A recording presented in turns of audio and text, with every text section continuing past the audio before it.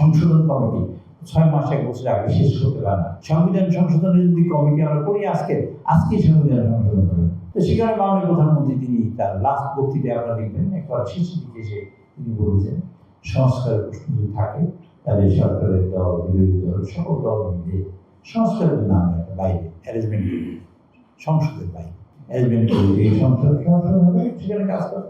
আর ভিতরে যারা আমরা সংবিধান সংশোধনের কাজে করবো, সংবিধান সংশোধনের যদি কমিটি আমরা করি আজকে সংবিধান সংশোধন করবো। কারণ এই থেকে লট অফ টাইম একবার সংবিধান সংশোধন কোনো সময় সংবিধান সংস্কার কমিটি সংশোধন কমিটি 6 মাস 1 বছর আগে শেষ করতে পারে না। কারণ অনেক ভাবে আপনাদের এটি হলো number 1 law in the country.